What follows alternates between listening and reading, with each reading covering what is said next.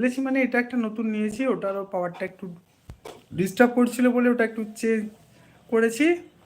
এই চশমাটা কেমন হয়েছে অবশ্যই কমেন্টস করে জানাবেন। একদম অন্যরকম, এরকম আমি কোনোদিনও পড়িনি, পড়ার পর নিজেরই একটু কেমন অস্বস্তি হচ্ছে। তো যাকে, আপনারা কেমন আছেন? সবাই ভালো আছেন তো?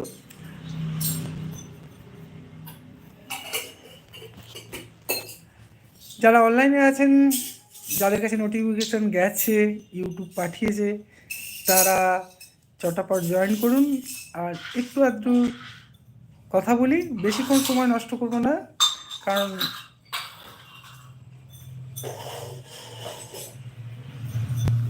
বেশি সময় বেশি সময় ধরে কথা বলার মতন কথা থাকে না। অনেক কিছু কথা বলবো বলি, কিন্তু সেই কথাগুলো কোথায় কোনো জায়গায় গিয়ে একটা হারিয়ে যায় বা নিস্তব্ধতায় মিশে যায়।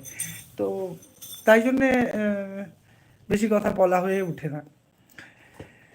যারা কাছে নোটিফিকেশান যাদের কাছে গেছে তারা অনলাইনে জয়েন করুন। আর যাদের কাছে যাননি বা যারা ব্যস্ত আছেন, যোগ দিতে পারছেন না, তাদের কাছে পরে ভিডিওটা গেলে অবশ্যই লাইক, শেয়ার, কমেন্টস করতে বলবেন না যে আজকের লাইভটা আমার কেমন ছিল। যদি আপনাদের কিছু জানার বা থাকে বা বলার থাকে, অবশ্যই কমেন্টস করে জানাতে পারেন। আর সবাই তো আপনি নয়, ভালোবাসার মানুষও কিছু আছে, তাদেরকেও শুভ সন্ধ্যা।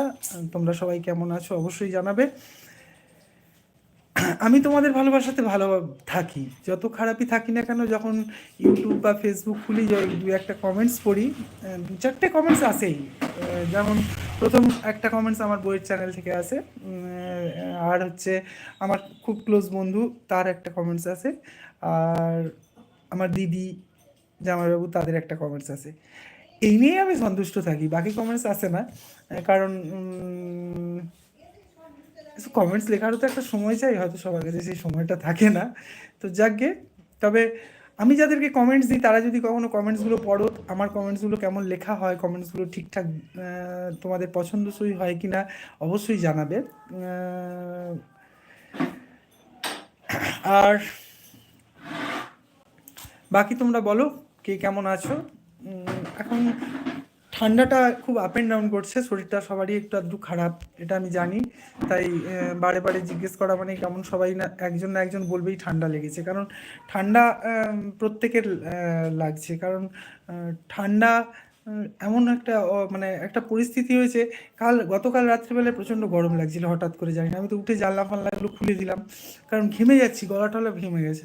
আজকেও সেম কাজের জায়গাতে হঠাৎ করে সন্ধ্যাবেলায় দেখছি গরম লাগছে, কেন হচ্ছে এরকম জানি না। এতে খুব শরীর খারাপ। আসল দু রকমের ধূপ তো পাওয়া যায়, দেখুন, মানে ভালোর জন্যও আবার খারাপের জন্য। তো আমাদের তো সন্ধ্যেবেলায় ধূপ বাড়িতে জ্বালানো হয়, বা অনেকে অনেক কিছু করেন যে সবাই ভালো থেকো, সুস্থ থেকো, তার জন্যে। কিন্তু আবার ডাক্তারবাবুরা তো ধূপ জ্বালান যে তাদের যাতে আজকে কাস্টমার আসে। তো ঠাকুর তো মাঝে মাঝে ওনাদের কথাও শুনবে, যে দু একটা কাস্টমার না হলে কেমন হবে, ডাক্তার এত কষ্ট করে ডাক্তারি পড়েছে।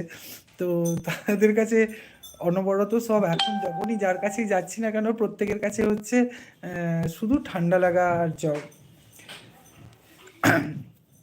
ওয়েদারটা খারাপ হওয়ার জন্য সবসময় গলাটা বসেও যাচ্ছে, নিজের গলাটা মাঝে মাঝে নিজেই চিনতে পারছি না, কখনো ভারী হয়ে যাচ্ছে, কখনো সরু হয়ে যাচ্ছে, কখনো ময়ূরকণ্ঠী হয়ে যাচ্ছে, বুঝতে পারছি না যে কি হচ্ছে গলাটা।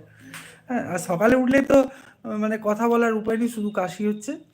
তারপরে একটু একটু পরে রোদ ফোদ ওঠার পরে দেখছি নিজেই অটোমেটিক ঠিক হয়ে যাচ্ছে, দিয়ে আবার পরে ঠিক সন্ধ্যের পর থেকে কেমন গলাটা খসখস খসখস করছে।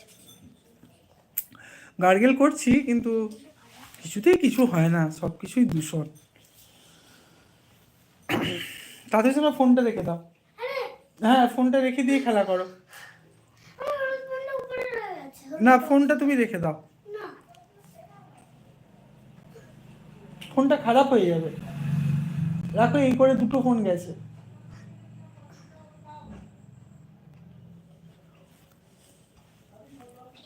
বলো তোমরা। আচ্ছা, তোমরা কি কমেন্টস